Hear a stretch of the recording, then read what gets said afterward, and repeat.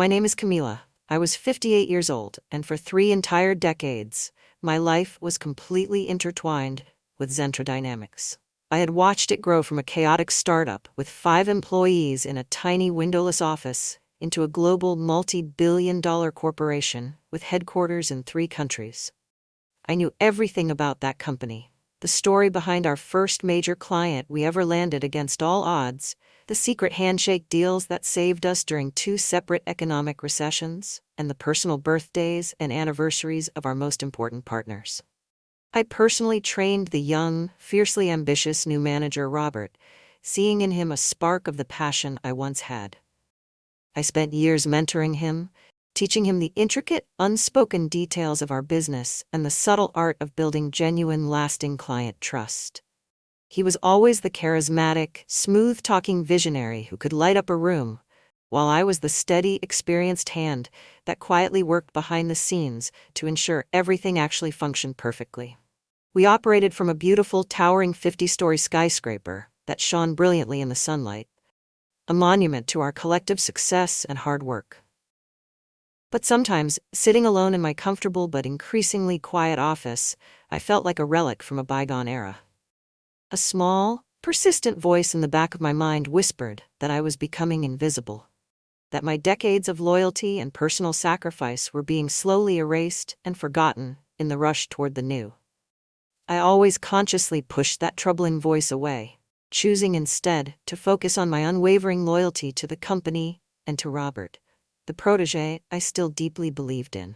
The entire atmosphere in the company shifted dramatically, and almost overnight, the moment Robert was officially promoted to Chief Executive Officer after the retirement of our beloved old CEO, Mr. Henderson. His new leadership style was a whirlwind of abrupt change that left many of us longtime employees feeling disoriented, unsettled, and frankly, disposable. Suddenly, my proven methods, which were built carefully over 30 years of nurtured trust and deep personal relationships, were publicly labeled in meetings as old-fashioned, inefficient, and not scalable. Robert began speaking a new confusing language filled only with modern buzzwords like disruption, big data analytics, agile workflow, and youthful synergy. He quickly surrounded himself with a team of very young, expensive consultants from a fancy firm who had impressive academic credentials from top schools, but possessed almost no practical, real-world experience or understanding of our core business. They would hold loud, energetic meetings behind the transparent glass walls of the new, minimalist conference rooms, while my own office grew quieter and more isolated, my advice no longer sought or valued by the new regime. The clients I had personally brought to the company and nurtured for years, the ones whose children's names I knew and whose business philosophies I understood intimately, were now reduced to mere numbers and data points on a cold, impersonal spreadsheet in Robert's new, flashy data analytics system. I felt a chilling, palpable distance growing between us with each passing week, but I kept telling myself, trying to believe, that it was just the necessary price of progress in the ruthless modern business world. The final, devastating blow came on a perfectly ordinary, overcast Tuesday morning.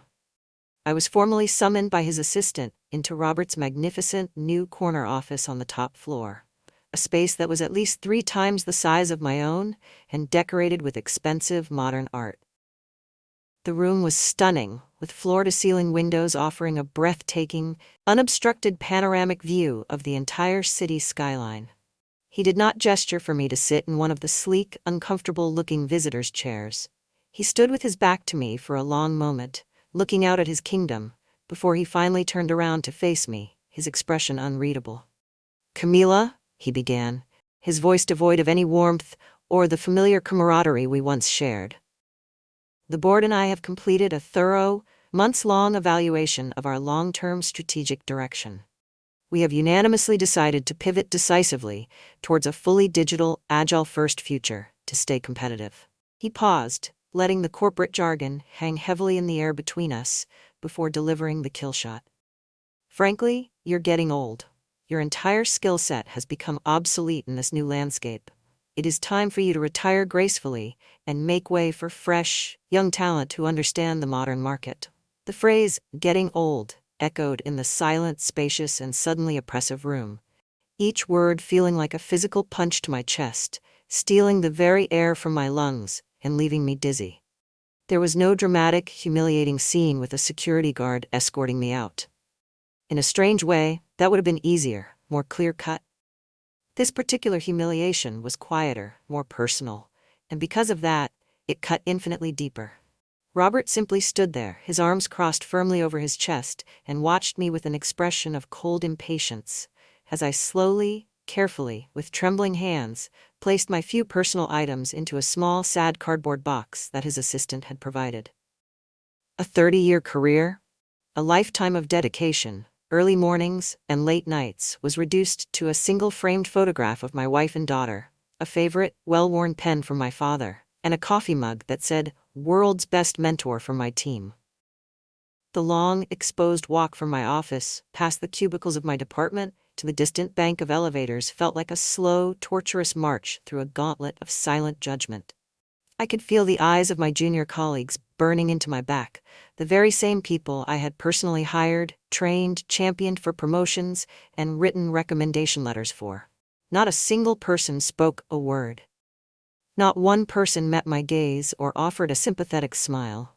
They all stared with intense, artificial focus at their computer screens, their collective, complicit silence a louder and more painful message than any angry goodbye could ever be. I had been professionally erased, declared obsolete, and they were all too terrified of the new management to even acknowledge my existence as I passed by for the very last time. For the first few weeks of my forced, unwanted retirement, my large, once happy and lively family home felt like a silent, empty prison. The retirement I had always imagined taking on my own terms, a joyful and gradual transition into a new, relaxing chapter of life with my wife, had been transformed into a bitter, lonely, and abrupt exile. The days were unbearably long, hollow, and monotonous, each one blurring into the next without purpose or structure. I had lost so much more than just a job or a title. I had lost my deep-seated sense of purpose, my daily routine, the camaraderie of my team, and the very identity I had carefully built over a lifetime of work. I was just an old man, now discarded and publicly told he was no longer useful to the world he helped create. The initial, numbing shock slowly gave way to a simmering, deep-seated anger that started as a low, hot burn in the pit of my stomach. It wasn't just about the fact that I was fired. It was the cruel, dismissive, and utterly disrespectful way he had done it. He didn't just take my job and my income. He had tried to strip me of my dignity, my legacy, and to invalidate my entire life's work and contributions. That profound personal disrespect began to harden within me, transforming slowly from grief and self-pity into a cold, sharp, and unyielding resolve for justice and restoration. One particularly gloomy, rain-spattered afternoon, staring out at my deserted garden, I finally made a conscious, firm decision to stop wallowing in self-pity and despair. The crushing, debilitating weight of despair miraculously hardened into something else entirely. A cold, sharp, and incredibly focused determination that cleared my mind for the first time in months. I walked purposefully into my home office, a room I had always used for weekend work and now associated with failure, and opened my personal, high-security laptop. With a few keystrokes, I accessed a secret, heavily encrypted digital vault that I had maintained privately for years, unknown to anyone, even my family. Inside this secure vault was not just sentimental data or old vacation photos. It was a veritable treasure trove of corporate power, influence, and insider knowledge.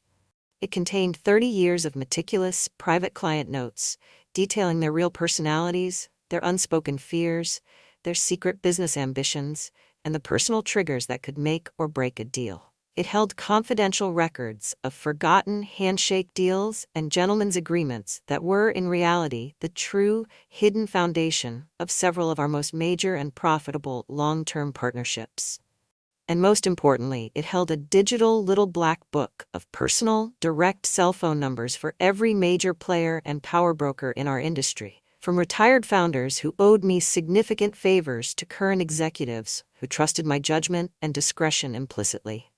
This vault, this digital embodiment of my life's work, was my true legacy, my real and enduring value.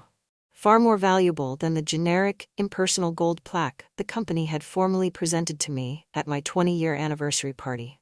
I knew I needed to talk to someone I could trust absolutely, someone with the wisdom, influence, and strategic mind to understand my position.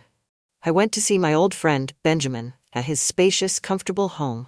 He was a recently retired, highly respected member of the company's board of directors, a man widely known and admired for his sharp, analytical mind and his unshakable personal and professional integrity. I told him the whole painful, sordid story from beginning to end in the cozy, book-lined comfort of his personal library, the scent of old paper and leather filling the air. He listened quietly, patiently, sipping his Earl Grey tea without a single interruption, his eyes never leaving my face. When I finally finished, my voice raw with pent-up emotion and frustration, he set his fine china cup down on the saucer with a firm, decisive click that echoed in the quiet room. "Robert has proven himself to be a profoundly short-sighted and arrogant fool," Benjamin declared, his voice low, steady, and filled with grim conviction. "He looks at your age, your years of service, and sees only a weakness, a liability to be removed. But you and I, Camila, we have been around long enough to know the real truth. Your decades of hard-won experience are not a liability. They are your most powerful and potent weapon. And by firing you so callously, he has just foolishly handed you all the ammunition you will ever need to destroy him." His powerful, clear, and validating words were like a key turning in a heavy, rusted lock, suddenly and brilliantly opening a new strategic door in my mind that I had been too demoralized to see before. I decided then and there in Benjamin's library that my revenge would not be a loud, emotional, or messy public outburst. It would be a quiet, deliberate, and strategically planned corporate war, fought not in the open, but in the shadows and boardrooms of the business world. I did not waste my precious time or dignity sending out dozens of resumes or online job applications. That was a game for younger men, a path to begging for scraps. Instead, I made one single, crucial, and calculated phone call from the privacy of my car later that evening. I called Dorothy Redmond, the legendary, brilliant, and notoriously private founder and majority shareholder of Athelgard Incorporated, our most powerful and respected competitor for over 2 decades. She answered her private, unlisted line on the second ring. "Camila," she said, her voice warm with genuine recognition but also sharp with immediate curiosity. "I heard a disturbing rumor about your departure. I was sincerely hoping you would call." We agreed to meet privately, away from the prying eyes of the business press and gossips, at a discreet, out-of-the-way restaurant the very next day. I knew this was the dangerous, irrevocable first move in a very high-stakes game, but I felt a strange, newfound calm. I had nothing left to lose and absolutely everything to gain. I met Isabella the following day for a long, late lunch at a discreet, quiet Italian restaurant far from the city's main business district, a place known for its private booths and discreet staff. She was a sharp, elegant woman in her mid-60s, with intelligent, perceptive eyes that missed absolutely nothing, and a reputation for being utterly ruthless in business. Over a meal we barely touched, I laid my entire strategic plan out for her with the precision of a general briefing his commander. I showed her a condensed but devastatingly accurate and detailed report I had prepared over the previous week, which laid out Zentra's current critical weaknesses, cash flow problems, and strategic blind spots under Robert's reckless and inexperienced leadership. I pointed out with specific names and figures the key clients who were deeply unhappy and feeling neglected, the vital suppliers who felt mistreated and alienated by the new cost-cutting policies, and the dangerously flawed, optimistic financial projections that underpinned Robert's expensive and poorly conceived new vision for the company. Isabella studied the documents with intense, unwavering focus, her expression unreadable and professional at first.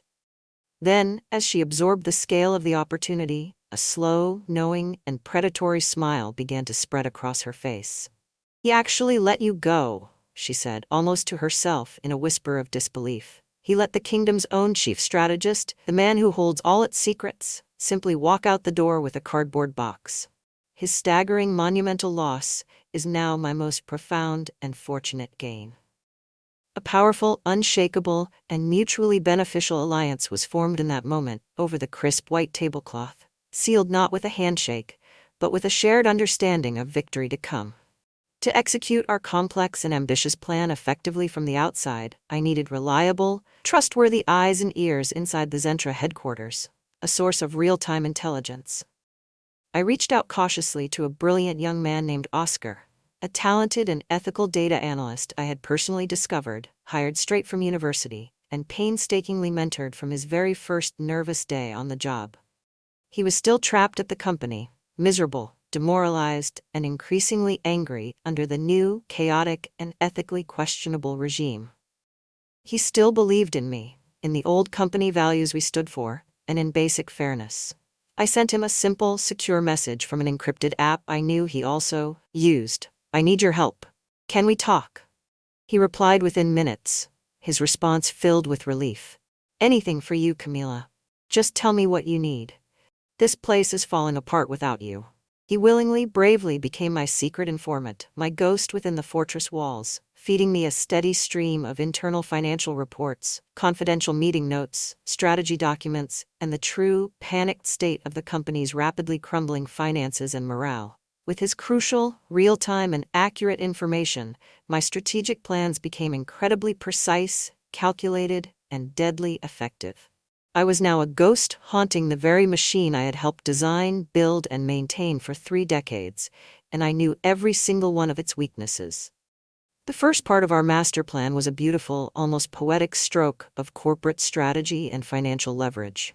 Using the precise internal data and budget forecasts Oscar provided, I identified a small but critically important technology supplier that Zentra relied on exclusively for its core data analytics infrastructure. The company, named Dataflow Systems, was a family-owned business that was struggling silently with significant unsustainable debt, a critical fact that Robert and his young, overconfident team had completely overlooked in their frantic, myopic push for flashier, more glamorous consumer-facing projects. I presented this golden, once-in-a-lifetime opportunity to Isabella, complete with financial statements and a merger integration plan. With swift, silent, and ruthless efficiency, Ethelgard Incorporated used a subsidiary to quietly buy a controlling stake in Dataflow, paying off all its pressing debts and taking 100% operational control, all under a strict non-disclosure agreement. Robert and his oblivious team at Zentra were completely unaware of the silent change in ownership. They dismissed the news as just a routine, insignificant corporate acquisition in a tangential market. They had no idea they were now entirely and perilously dependent on their greatest rival for a key, proprietary component that was absolutely essential to their own flagship service delivery and daily operations. The trap was now perfectly, invisibly set, its jaws waiting to be sprung. We allowed a full month to pass, letting Zentra grow comfortable and complacent. Then, the trap was sprung, with brutal, corporate efficiency. Ethelgard's legal department sent a formal, brutally worded, and non-negotiable notice to Zentra's entire procurement and executive leadership team. It stated coldly that due to new strategic priorities and a comprehensive market reassessment, the cost of all Dataflow's licensed services and proprietary software would be increasing by 400%, effective immediately at the start of the next fiscal quarter. The news hit Zentra like a financial torpedo amidships, causing immediate and catastrophic damage. I heard from a gleeful Oscar that Robert locked himself in his expensive, soundproofed corner office for over 3 hours, screaming incoherently at his directors and department heads over the speakerphone, his voice echoing down the hall. His carefully planned, boastful annual budgets, which he had proudly presented to the board just weeks earlier, were instantly and completely obliterated. The expensive, high-profile new projects he had constantly bragged about in industry press releases were now bleeding cash at an unbelievable, unsustainable rate, threatening to bankrupt entire departments. His first panicked, poorly drafted public statement to employees, claiming it was just a temporary market adjustment we will swiftly overcome, made him look weak, foolish, and completely out of his depth to everyone watching in the industry, destroying his credibility, while Robert was desperately, publicly scrambling to handle the massive and unexpected supplier crisis, a five-alarm fire of his own ignorance. I calmly and privately launched the second, more personal and devastating phase of my attack from my home office. I started making a series of quiet, confidential, and personal phone calls to the direct lines of the founders, the CEOs, and the senior partners of the companies that were Zentra's oldest, most loyal, and historically most profitable clients. These were the very people, the dinosaur accounts, that Robert had arrogantly dismissed as low-value legacy clients in his new radical strategy documents that Oscar had leaked to me. I spoke to them not as a bitter former employee, but as their longtime trusted friend and confidential industry advisor. A voice of reason in a sudden storm. I explained, with genuine regret and concern in my voice, that Zentra was becoming dangerously unstable and financially insecure under its new leadership, and that their valuable business, their data security, and their own operational continuity might be at serious, imminent risk. I didn't need to hard sell. I simply told the truth and let them connect the dots. One by one, they began to quietly, discreetly, and urgently move their multi-million-dollar annual contracts, their lifeblood, over to the safe harbor of Isabella and Ethelgard. The very foundation of Zentra, its revenue stream, was crumbling beneath Robert's feet, and he didn't even hear the cracks forming, because he was never listening to these obsolete partners in the first place. A fatal and arrogant error. The cumulative cascading effects of our silent, relentless campaign began to show up publicly in the most satisfying and visible ways, creating a feedback loop of panic. Respected industry blogs, financial news sites, and even mainstream business newspapers started publishing investigative stories with increasingly alarming headlines like, "Is Zentra Dynamics losing its competitive touch?" and "Silent Client Exodus Plagues Former Industry Titan," and the damning internal memo reveals crisis at Zentra. The company's stock price, which had been strong and stable for years, a darling of pension funds, began a slow, steady, and terrifying decline that spooked investors, scared analysts, and triggered automatic sell-offs. I saw a recent, unflattering photo of Robert in a major business magazine during this period. He was trying to project an image of unwavering confidence for the camera during a charity gala, but his smile was tight and strained, not reaching his eyes, and those eyes were filled with a wild, barely concealed panic he could no longer hide from the world. He was like a ship's captain who had arrogantly ignored all the storm warnings, charted a reckless course, and was now desperately, futilely trying to plug a dozen new holes in his sinking vessel, completely unaware that I was the one calmly, methodically drilling them from the safety of the shore, guided by the blueprints I myself had drawn. It was finally time for the final, crushing, and very public killing blow. The move that would end the game. With Zentra critically weakened, its reputation in tatters and its stock price at a historic low, Dorothy Redmond and Ethelgard Incorporated launched a surprise, aggressive, and overwhelmingly generous hostile takeover bid directly to the shareholders, bypassing the paralyzed board. It was a strategically calculated offer, priced low enough to be a bargain, but high enough to be impossible for the panicked, divided, and legally exposed board of directors to rationally refuse without facing massive shareholder lawsuits. The news exploded across every financial media outlet, website, and television screen. Simultaneously, "Ethelgard makes bold, surprise play for Zentra Dynamics," screamed the headlines on the Bloomberg and Financial Times websites. The financial news networks talked about nothing else for days, with teams of experts dissecting the brilliant, unexpected move and the spectacular fall of a once great company. The board of Zentra was thrown into absolute, blistering chaos and internal recrimination.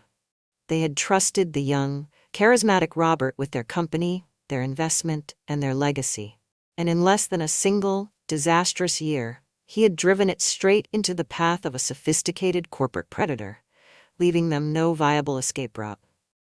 Their frantic, secret, all-hands emergency meetings now lasted late into the night, the windows of their high-floor conference room glowing like a beacon of their collective desperation and failure for the whole city to see. This was the critical, pivotal moment when my old friend Benjamin played his most crucial, decisive role, becoming the kingmaker. He still commanded immense, unshakable respect from the other older, and more experienced board members who remembered the company's founding principles. In their most desperate, heated, and fear-filled emergency meeting, with the Ethelgard deadline looming, he stood up and presented a simple, powerful, and compelling argument for corporate survival and personal redemption. He stated forcefully that the only way to possibly save the company from dismemberment and negotiate a slightly better deal from Ethelgard was to immediately project an image of stability, experience, and renewed leadership. He forcefully reminded them of my 30 years of flawless, loyal service, my unblemished ethical record, and most importantly, my deep, personal, and trusting long-term relationship with Dorothy Redmond herself, the architect of their current predicament. He suggested, as a motion, that my formal return, in a newly created position of significant power and influence as a senior advisor, was the only credible signal strong enough to calm the terrified markets, reassure the remaining jittery clients, and give them any shred of leverage to negotiate from a position of strength, however weak it was. The desperate, cornered, and terrified board, seeing no other way out of the disaster Robert had created and facing total financial ruin, reluctantly, fearfully, and unanimously agreed to his desperate proposal, voting to offer me the deal. The hostile takeover was completed with stunning, anticlimactic swiftness and efficiency once the board surrendered. Robert was officially and publicly removed from his position as CEO by the very board he had once effortlessly charmed, manipulated, and controlled. He was given a small, bitter severance package, a fraction of what he was owed, and was formally, quietly escorted from the building by a stern senior HR manager and a stoic facilities supervisor, his personal effects in a single box. Dorothy Redmond was immediately and unanimously installed by the new board as the acting chief executive officer of Zentra Dynamics, effective at 9 a.m. the following Monday. The morning the news became officially public, a day of bright sunshine, I stood in my walk-in closet and deliberately put on my best, most expensive and perfectly tailored suit, the one I kept for board meetings and victories. It was the same one I had worn on my last humiliating day, but this time the fine wool and silk fabric felt different against my skin. It felt like a general's uniform, a suit of armor. I looked at my reflection in the full-length mirror, at the face of the man they called old. The old man was back, and he was ready for his final triumphant war. I felt a calm, powerful, and absolute certainty settle over me, a feeling of righteous clarity I hadn't experienced in over a year, since the day this whole nightmare began.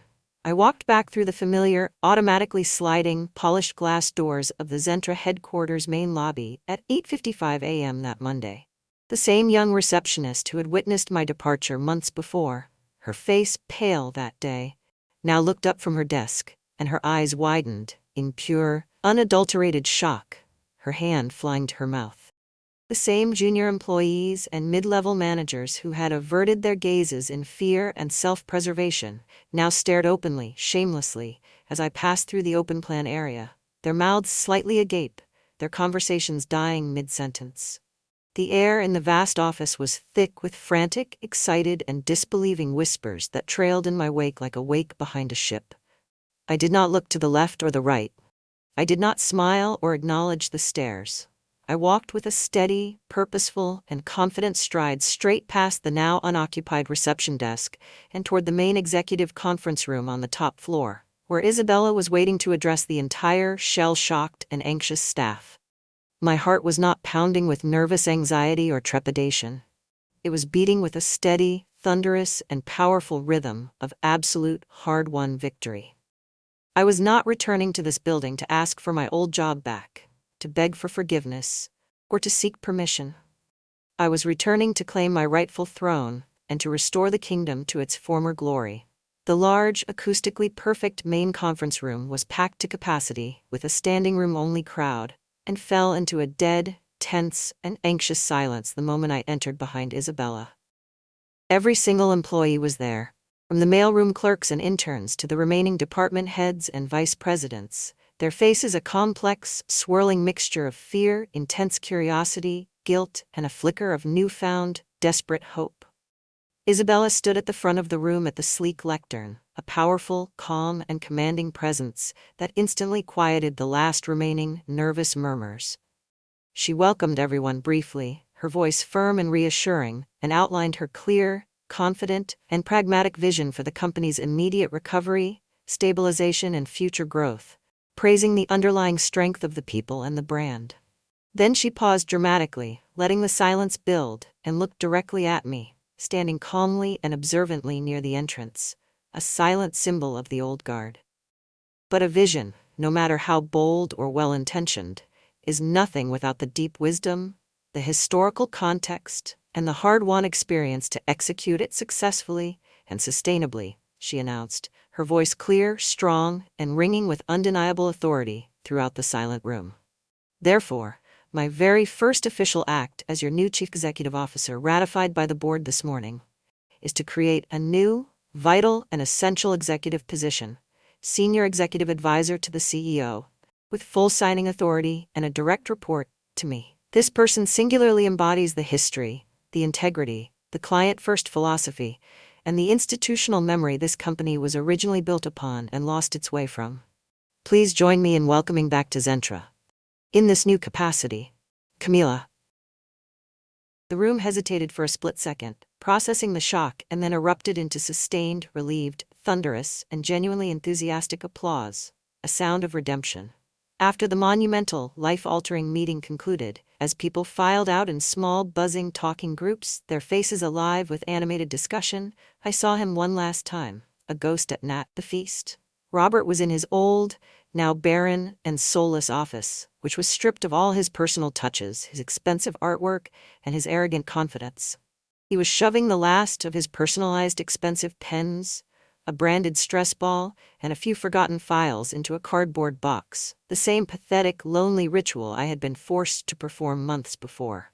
He happened to look up, perhaps sensing my presence, and our eyes met through the spotless, cold glass wall that separated us. The charming, impossibly confident, and cocksure man I had once known and nurtured was completely gone, vanished without a trace. In his place was a hollow, defeated, and prematurely aged shell of a man, his suit jacket off, his tie loosened, his hair disheveled.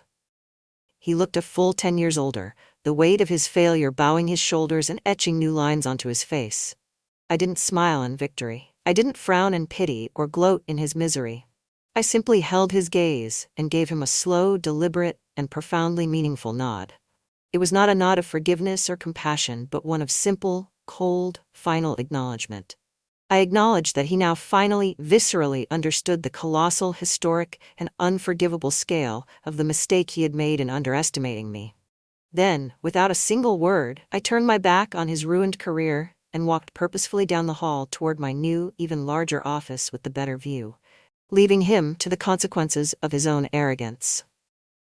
My first official act as Senior Executive Advisor, once I settled into my new power-filled role, was one of deliberate restoration, healing, and moral justice.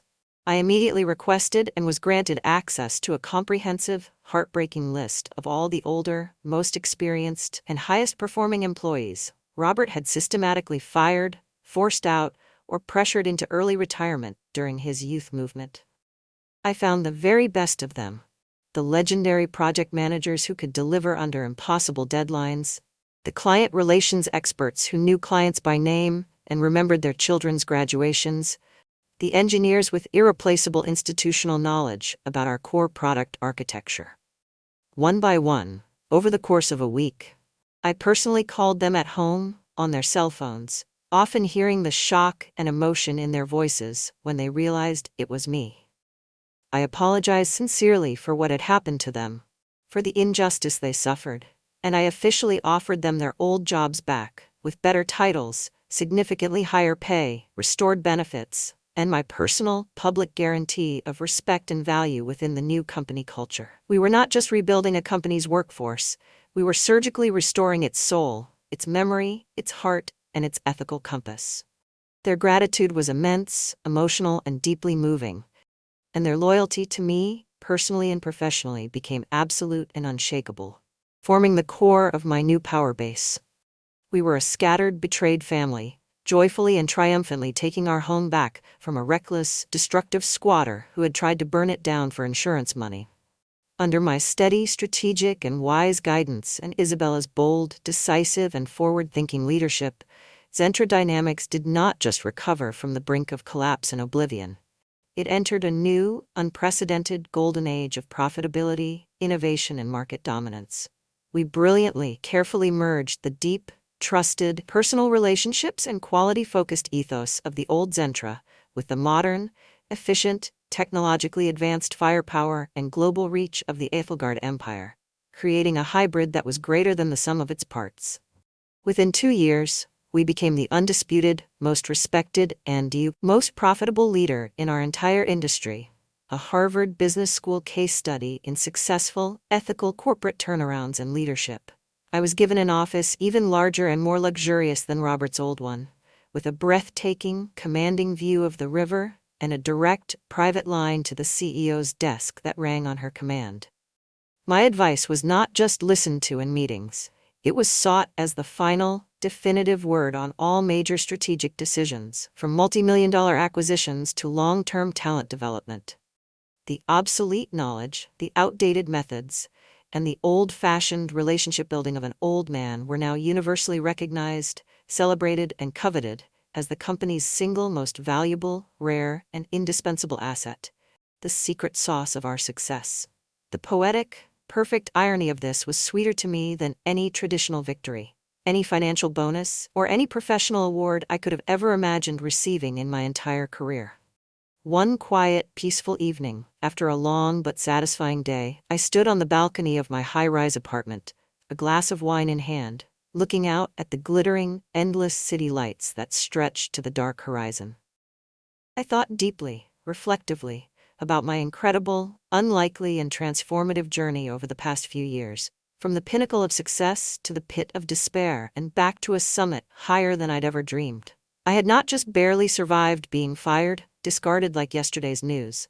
I had been fundamentally forged, tempered, strengthened, and reborn in the scorching, refining fire of that betrayal and humiliation. The searing public pain, the profound, private humiliation, the feeling of being utterly worthless. They had not, in the end, broken my spirit or defined my future. Instead, they had burned away all my lingering self-doubt, my fears of irrelevance, my need for external validation from a corporate title.